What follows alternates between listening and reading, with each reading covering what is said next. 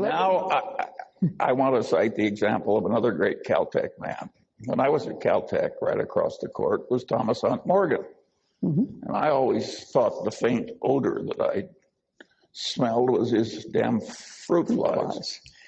And later, I started paying the research expenses of an ecologist, Garrett Hardin, whom I really liked.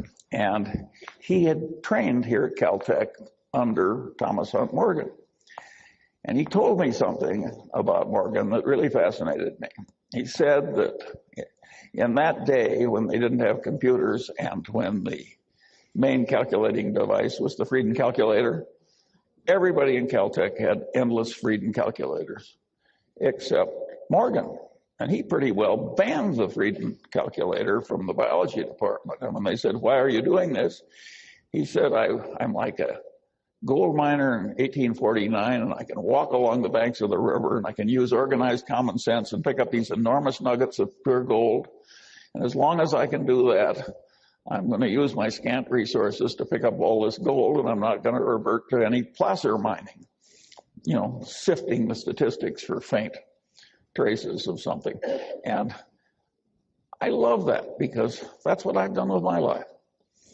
I just picked up the obvious things that were on the riverbank with organized common sense, and I'm glad to quit claiming placer mining to people who like a lot of boring gravel sifting.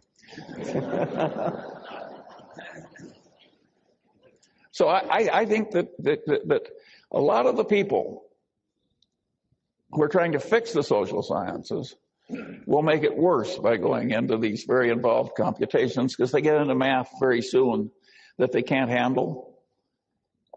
And they're walking right by great boulders of gold on their way to this non-productive math. This is not an intelligent way to go at the problem.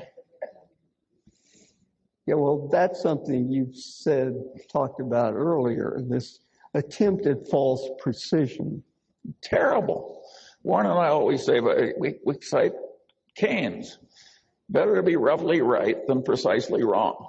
Right. We see over and over again people who know how to use these computers now. And there's a big complicated problem with multiple inputs. Some of it can be carefully measured and some can't.